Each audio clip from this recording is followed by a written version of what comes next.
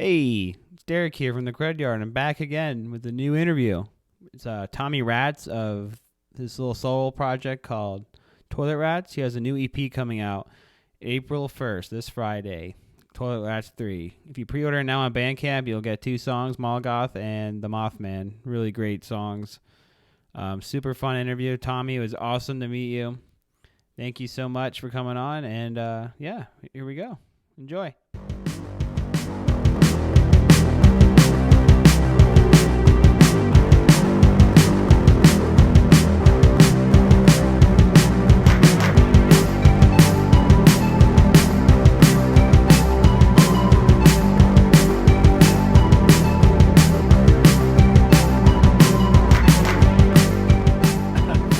Awesome, man. Hey, I'll start off. Thank you so much for coming on. It's nice to meet you. Thank you for having me. I appreciate it. Mm-hmm. We're gonna get into it later on, but I know we have a new EP coming out April 1st, Toilet Rats 3. We'll talk about that later. Okay. There's some things I just wanted to know when I first started talking to you. Was when I listened to your music, it's very it's. I mean, you have it in your bio on Instagram, but yeah, it's very like garage punky, 80s sound. It fits into a lot of categories. So my question is like, was that just naturally happen, or did you have like a set goal for that? I think so. I mean, I kind of listen to everything. I think at the heart of everything that I do is a pop song.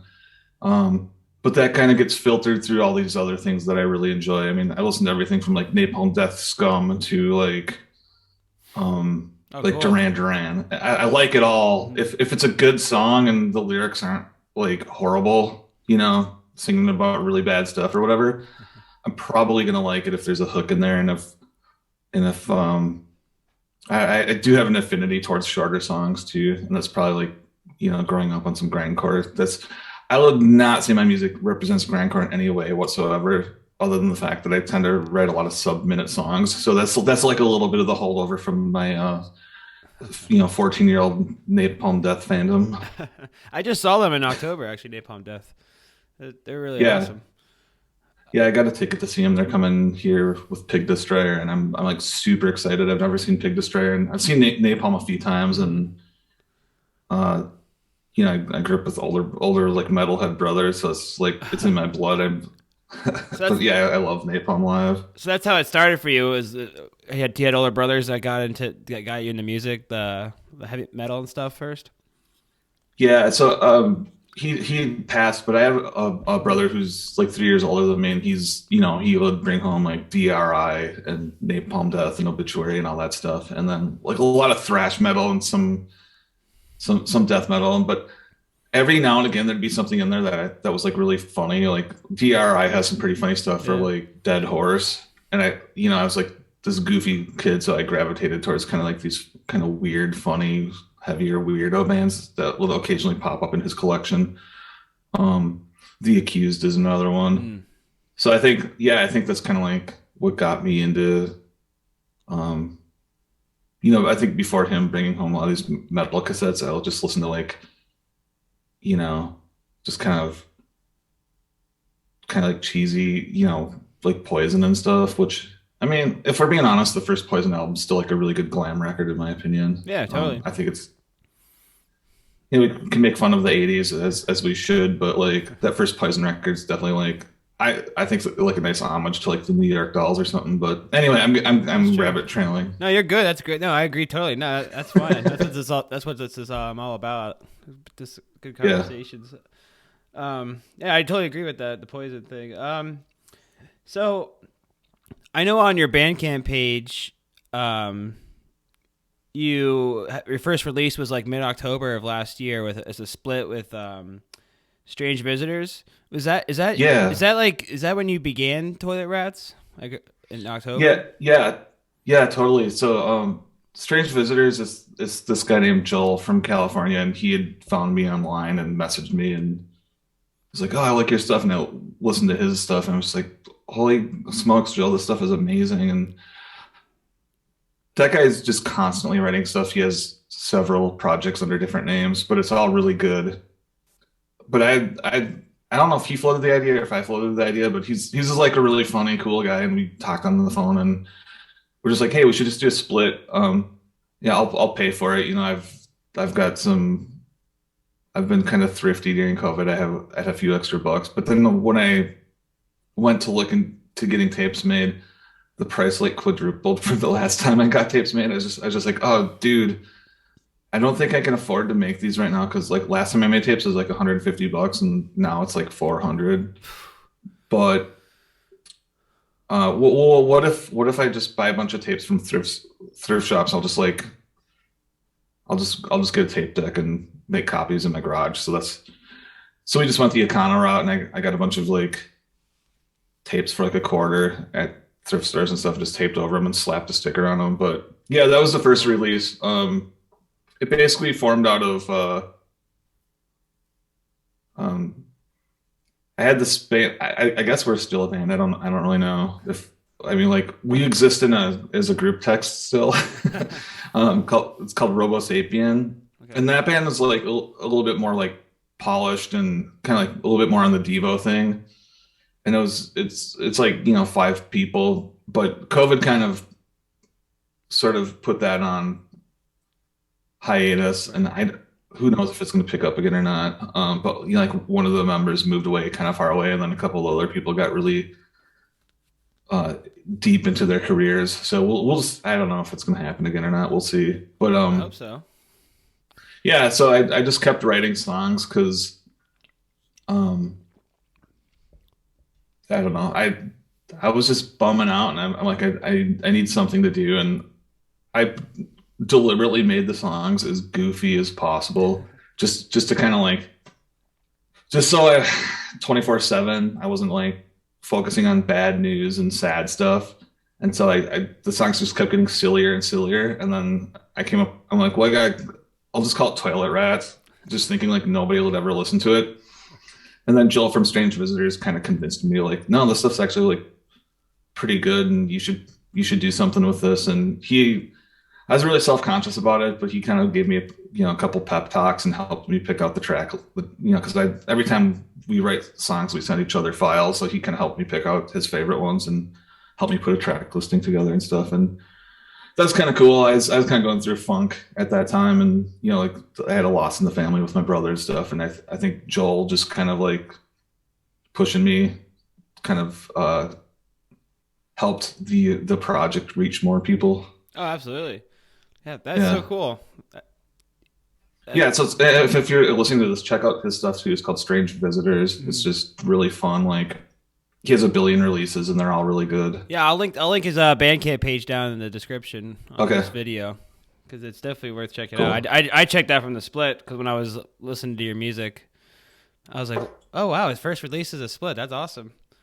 So that's Well, cool. you probably aware of this because you find other like Ramones fans and stuff. And it's like you pretty quickly like find your like-minded people somehow. Hmm. So you just, like we'll do projects like this interview or like go to each other's shows or buy each other's tapes and stuff. So Yeah, that's kind of cool. yeah, This cool little community kind of formed around this niche yeah. new Really, wave project. yeah, really true. It is. Like when I checked out your page out, like everyone that I follow was following you, and it was like everyone I talked to pretty much just about, and yeah, so that's what this is all about too. It's just helping each other out, lifting each other up. But Totally. you mentioned the band that you're in before you started this, which kind of which went on in kind of hiatus. Was there any other bands you played in? I remember I don't know, I can cut it out, but I know you said you played in the Huntingtons for 10 minutes. I would love to hear that. Yeah, well, I was just a kid. I Yeah. was fresh out of high school, and I met them at a festival, and like I'd gone to their set, and I was like up front wearing Ramones shirts and knew all the lyrics and stuff, and uh, hit it off pretty well with Cliff. And he's like, "Hey, dude, we're thinking about adding a second guitarist. You should give it a try." And so I moved out there and gave it a try, and I don't think I was a good fit. I'm uh, mid, just the I don't know how to describe it, but like the Midwest vibe is just sort of different. Like like I'm from Minneapolis, so we have like Dillinger 4 and off with their heads. It's Hmm. it's a little bit more gruff. I think the worldview tends to be a little bit more left leaning in Minneapolis punk, and I think at the time Cliff was maybe a bit more on the conservative side and stuff, and I think we didn't fight over politics and stuff, but it also felt like I like you, you like me, and we respect each other, but I just don't know if this is like the best fit. I don't know if we can hang in a van 24/7. Yeah. And so, and also I was like really, really young. So I'm sure I was like kind of annoying and rambunctious too, because I was like literally a week out of high school. I moved out there. So, but it was cool because that experience kind of gave me the bug to like travel and do music. So after that, I moved home and did a couple local bands that didn't really go anywhere, and then I did a band called Small Towns Burn a Little Slower, and that was a little bit more like Sam I Am, Knapsack, Get Up Kids type stuff. Okay. And that band, like, we actually put out a few albums and toured all over the country and did all kinds of stuff. And then there's another Minneapolis band called Motion City Soundtrack, and Hmm. so Justin, who sings in that band, and myself are really tight. And so we did a band called Farewell Continental, and that band put out a couple things and did a little bit of touring, and then I did a hardcore band called Naive Sense with some friends from town, and that's like short minute songs, a lot of screaming, short 1 minute songs, tons of screaming, chaos. And then there's a few other bands in there somewhere that I'm forgetting to mention, but that's the basic rundown. Yeah. Excuse me. That's a lot. Excuse me. Sorry. Look what death went down Yeah. to. Wow, that's incredible. I'm okay. I stay busy. Yeah, that's awesome. So yeah, yeah, like you said, I gave you the bug. That's really cool to say that itch. You had that itch then to keep on, find something that maybe would work better for you. But it's cool that you Yeah, gave it a man, shot. I can thank Cliff for that. I mean, like even though I wasn't like the best fit for what they needed at the time, Hmm. we stayed friends over the years. He occasionally shoots me a message on Instagram or something, but I have that guy to thank for kind of lighting that fire. So that was really cool. Awesome. Thanks, Cliff. Yeah, yeah. Thank you. It all goes back to Cliffy. um, so then I know I kind of jumping around. I apologize for that. I was just No, it's curious. I feel like I'm talking too much, so I No, I you're think doing great. whatever. No, it's It's great. whatever. No, I'm here to listen. So I'm finding out more about you, was my goal. So, Okay. with your next release, then you had the Halloween. It's like an EP, bonus EP, songs about Oh scary yeah, stuff. yeah. I feel like that. Go ahead. Sorry, not saying that the first release was like lo-fi, but this is like it was like you took that and ran with it, and it sounds like I don't know how to bigger. It sounds like a Yeah. lot more. It's just I loved it. I loved it. That's probably my favorite. It's like One of my favorite so far. That when I was going like through. like a little more focused, maybe. Maybe yeah. That's it. Yeah, the first EP, I was just doing like all the vocals in one take and didn't really care if they're off key or if I'm just yelling them. And I've just been kind of teaching myself how to record too. So I think with each release, I get better at recording. Mhm. So I think that has something to do with it. And then I think the second one, the Halloween one, I really wanted to write a song about Jason Voorhees. So that's the lead off track. And I wanted to make it like super Ramones, but I also still wanted to have it that like really stiff new wave vibe. Right. So I deliberately picked like the worst sounding drum machine I could, and I just made the beat really stiff with no swing. It's just like Yeah. so I think I accomplished that just stiff robotic drums, but then the guitars are like very Ramonesy. And it's about Jason. Yeah, it gives you like I want to say it gives you like a NES when that Friday the 13th game that was on like the NES or whatever. It gave you that kind of vibe, and it fit perfectly. Nice. That's video games and blood. Was kind of the vibe of that EP. Right.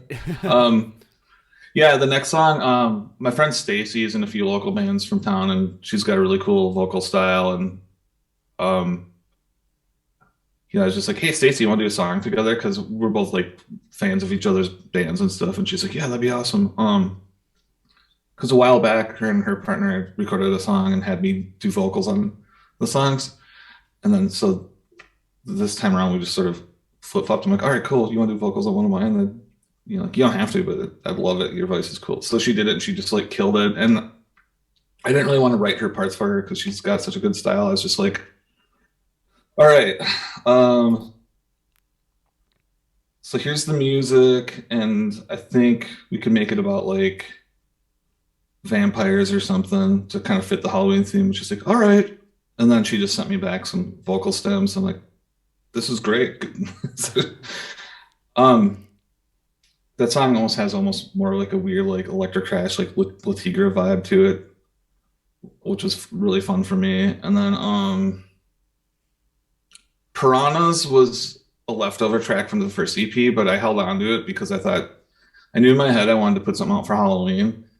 And I thought lyrically that would be better for Halloween release, so I just held on to that one. And I don't know if you remember the really crappy movie Piranha or Piranhas. Yep. They're Yeah.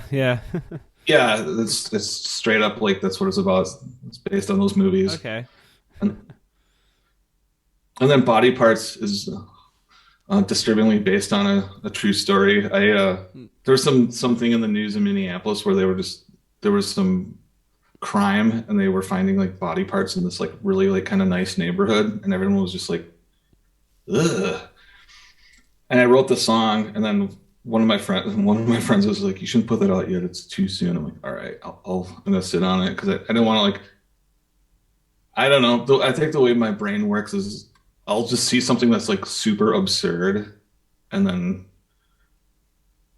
I'm not necessarily like making fun of the fact that it happened, but like I was just flipping through the news and it was just weird because it was all these newscasters who are like dressed really nice and there's like body parts, blah blah blah, over down by the river, body parts, and then and like they kept saying the word body parts. It was just like it was so absurd and like just kind of darkly funny the way those newscasters just kept using that term over and over again. So I just kind of made a song out of it, and I took some news clips and I figured enough time had passed, and then it kind of also came to the surface that when they solved the crime, that the guy that it happened to was apparently like some like super like piece of shit like racist guy, skinhead type dude. So I was just like, well, yeah. I'm not saying you should drop it. I'm not saying you should go. I'm not saying you should go like commit crimes, but like, I could probably put this song out and not get canceled. Yeah. I don't know. No, I'm a bad person. No. I like the irony of it because it's they're found in this nice neighborhood, and it's like kind of like the truth of the matter of fact truth of the world is being dropped into a utopia, I guess you could say. Yeah, like I wasn't trying to be like sinister or anything like that. It was just, right.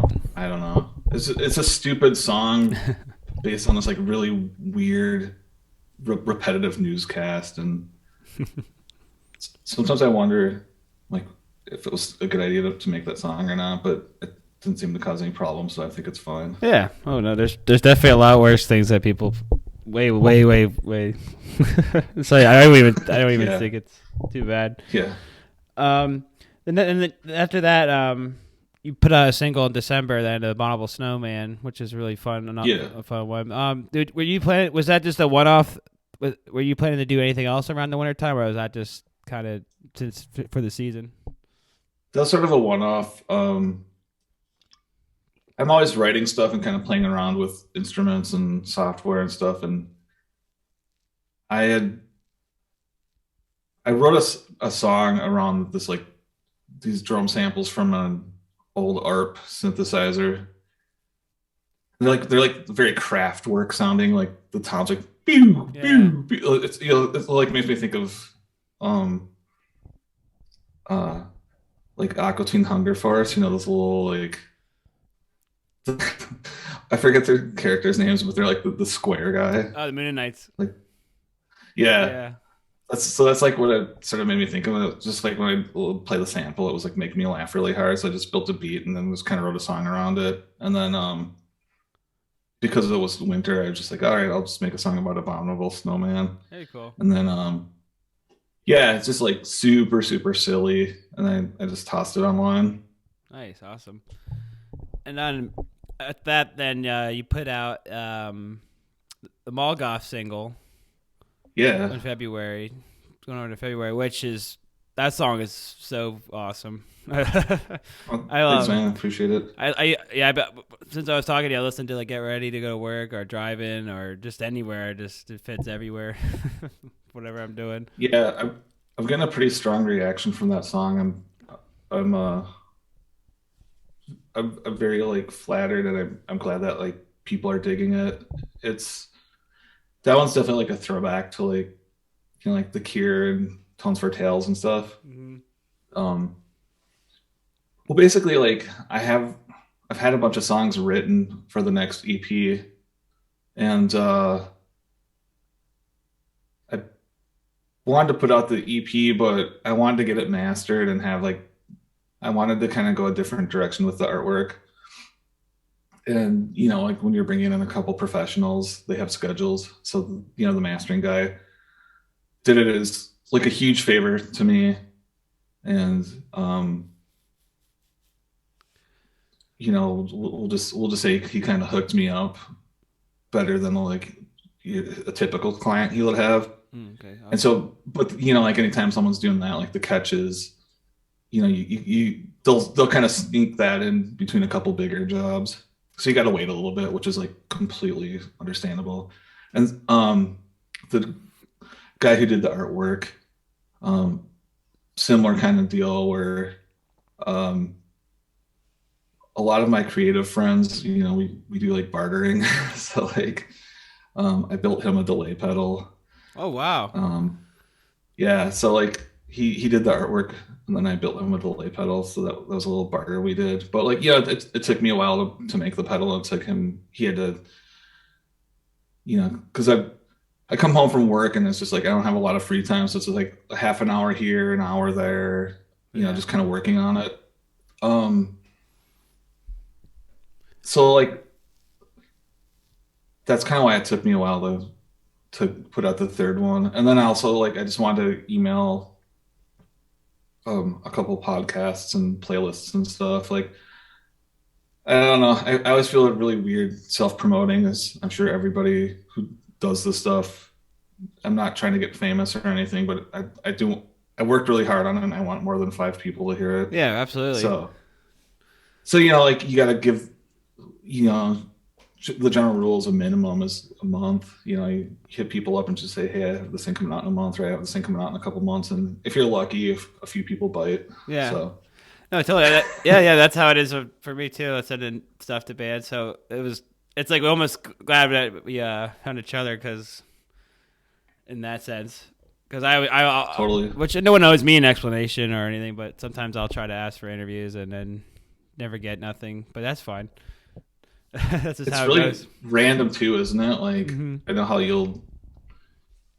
I think the thing I like about your channel is like there'll be an interview with me, or like with a local band you really dig, and then right after that there'll be like someone really established like Susie Moon. Yeah, that was awesome. I think that attracts me to the channel more because it's like yeah I think I found your channel through the Susie Moon interview, Oh, cool.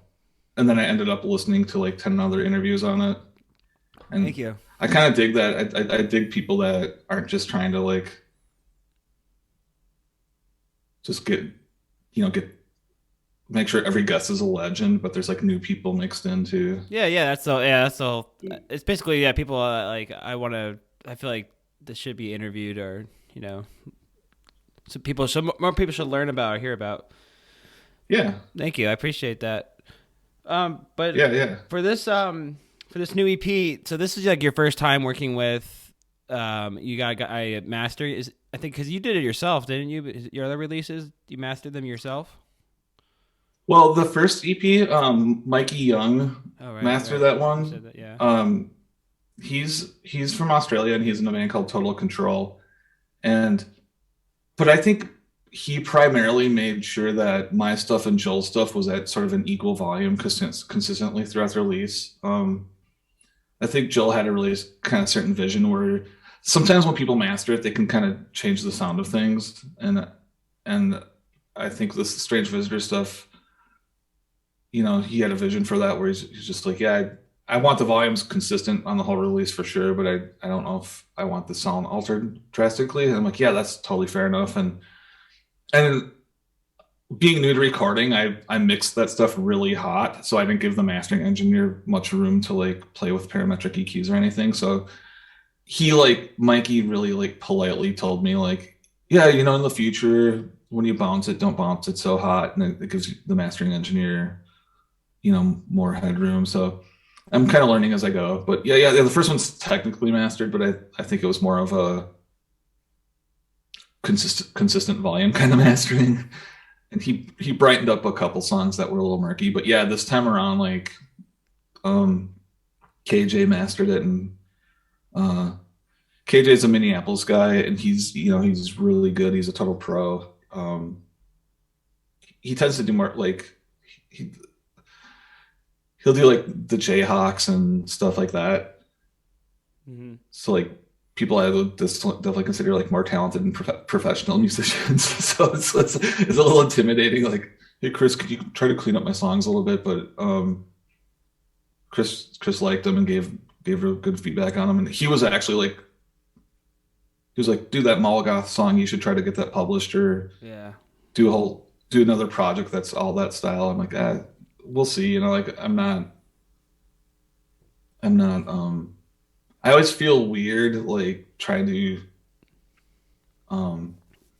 monetize stuff, mm-hmm. because I feel like if you're focusing too much on that, it sort of alters your songwriting. Instead of just writing what comes out naturally, you start thinking like, oh, what if I put this part here because this is what the key demographic wants? And just like, I don't like thinking that way when I write. I just want to just sort of throw a bunch of wet noodles at the wall, and like there's a million squirrels always running around in my brain, and I just want to let them do their thing, and whatever comes out comes out. But at the same time, if I occasionally write like a really poppy song, and I can get a little bit of grocery money if somebody wants to use it in a hairspray commercial, I guess I'm not like completely diametrically opposed to that, but I don't know. Yeah. I'm sorry. I was gonna say, with the Molgoth, if you pre-order the EP, you get 2 songs, Molgoth, and then the Mothman, which is totally on the other. What you were just saying, totally opposite of Molgoth. It's very catchy, but it's also like faster, and it's got like a double drum machine bass in it, which is awesome. Yeah. And so that's cool that you kind of just throw whatever at the wall and whatever comes out. Because if you try to hone something in, it seems like maybe it would take away from other songs. Like if you try to make the whole album be like Molgoth, then we wouldn't have the Mothman song. Yeah, Mothman's fun because I basically like wrote that on guitar first. I was trying to write something that sounded like 7 seconds. And I kind of came up with something. I'm like, okay, I like this. And then I put the guitar down, and I grabbed my the trusty Casio tone, and I just ran it through a big muff pedal. Oh, cool. So the main riff on it is just Casios through a big muff. There's like no guitar on that song at all. It's just drum machine, Casios, and then I think on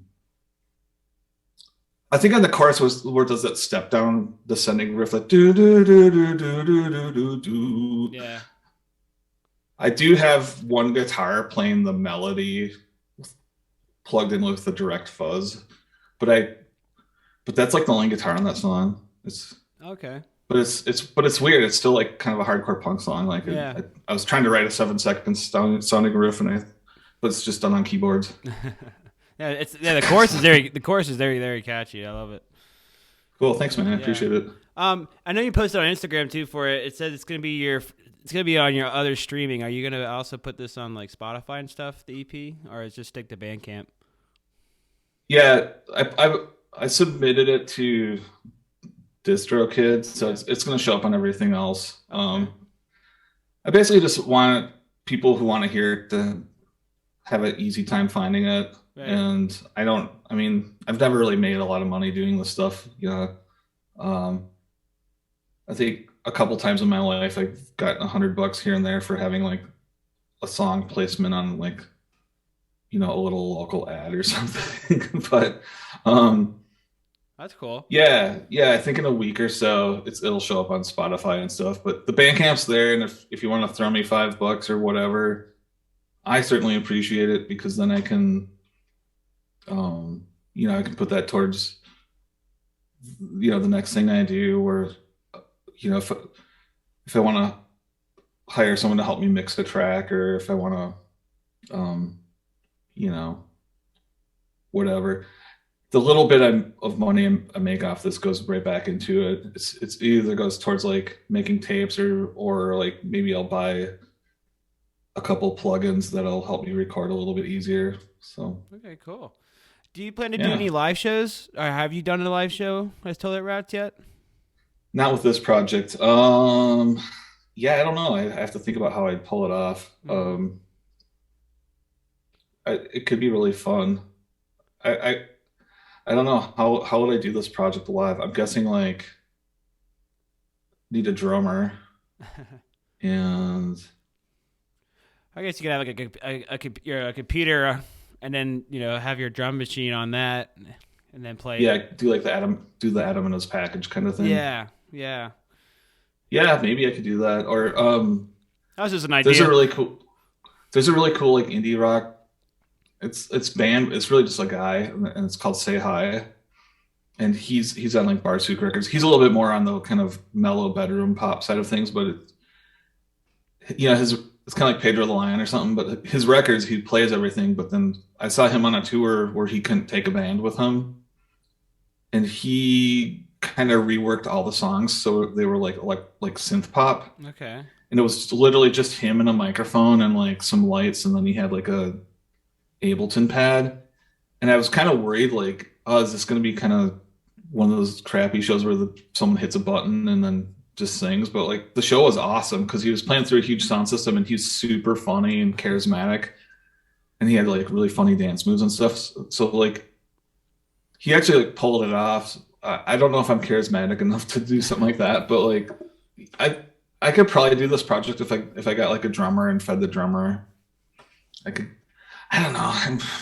I got to quit being a purist because it's just like I don't necessarily like seeing bands that run a ton of tracks, but at the same time, I can't have like 10 people on a stage that would hold 3 people and to play for 20 people. Right, So right, it's right. like, yeah. I think if I found like a really, I think if I found a really good drummer and like a keyboard player, and then I could like just play guitar and sing, maybe. I don't know. I have to think about it, but yeah, I think that could be fun. Cool, awesome. Yeah, I was just when I was looking indie and everything, and I didn't know if you did any live shows yet or not. But yeah, that'd be awesome.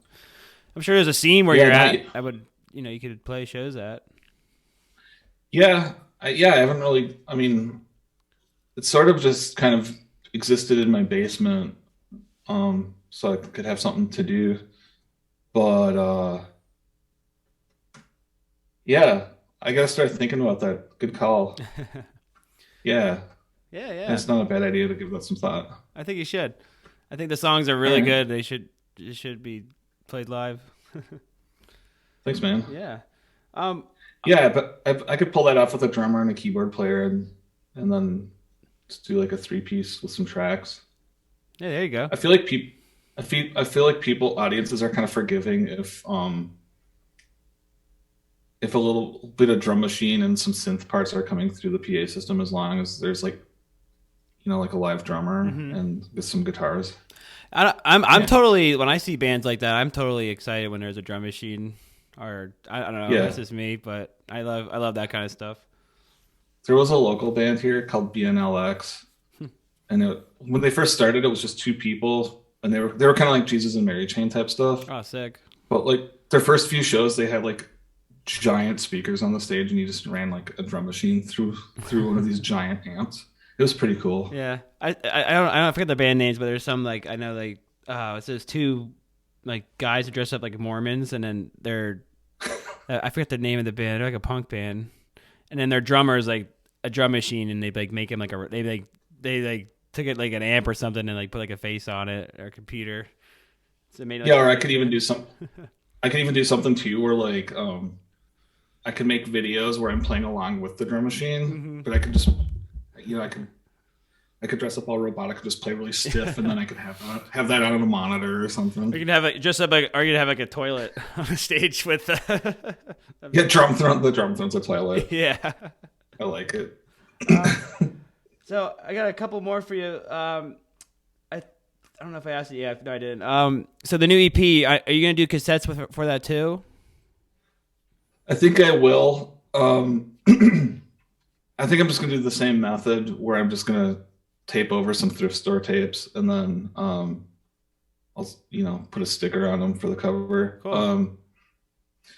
Maybe there'll be a cassette label that will want to put it out. I was talking to a guy from Japan, but we weren't really seeing eye to eye on the artwork because they were wanting to change the artwork. Oh. And I just, I totally respect that their label has a certain aesthetic and that's a certain thing that they have on all the releases, and Right. and so I totally get like why they wanted to do that. But for me, it was just like Matt had worked so hard on the album cover, I didn't want to change it. I love that cover. And I also kind of like,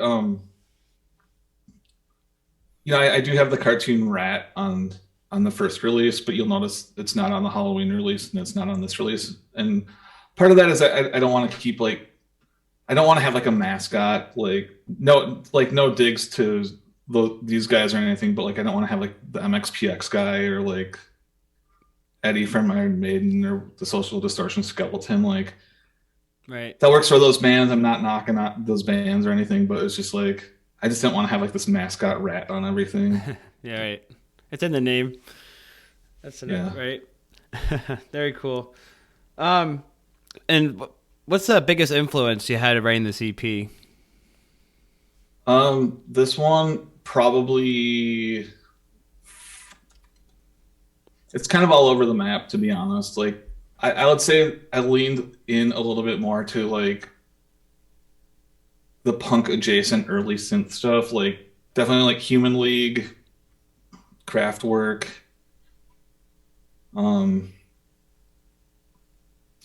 like kind of like Cure, like some of the, there's definitely a little bit more of that, a little bit more like the kind of new wavy, borderline goth, punk adjacent thing going on. Yeah. Like definitely more so than in the other stuff. But then there's a couple like heavier tracks on this one too. But yeah, I think I leaned into that a little bit more. Like half of it's like that, but then half of it is influenced by kind of like Mine Is a Terrible Thing to Taste era Ministry or something, where it's just like direct guitars that are just like yeah, the industrial kind of sound. Yeah, like industrial guitars and just like a lot of yelling with like processed vocals, but instead of like really hateful songs, they're just silly. That's perfect. So, yeah, that's awesome, man.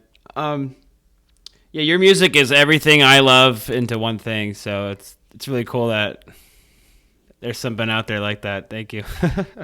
Thanks, man. I appreciate it. Yeah. So it comes out April 1st. This Friday. For those watching, this will be on Monday. Is there anything you want to add as well? I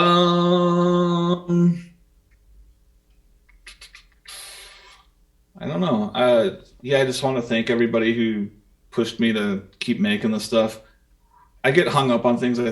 Sometimes I think what I'm doing is too silly or too goofy, or like, why would an adult write these songs, kind of a thing. But I've got friends that are just like, no, they're good songs. It is what it is. Who cares if it's silly? Like, the world needs a little bit of silliness right now. I'm like, all right. Totally. Yeah. Shout out to the people that did that encouraged me, and check out strange visitors in some of Joel's projects, and I don't know. Be Try to be a decent human to the people you encounter, even if you don't always agree with them on various things. Uh, that's I'm pretty into that right now. I just mentioned that the other day. Everyone's so nasty to each other right now. It's just like, everyone's stop for a minute and take a breath and just try to show some decency or find something you do have in common with somebody instead of finding another thing to not like about them. Right. That's it. Awesome, man. Tommy, dude, it was great talking to you. What was that? Thanks for having me. I really appreciate it. Absolutely, man. Thank you so much. April 1st, Toilet Rats 3. You can pre-order in Bandcamp. Link down below. And thanks for coming on, man. Peace. Peace.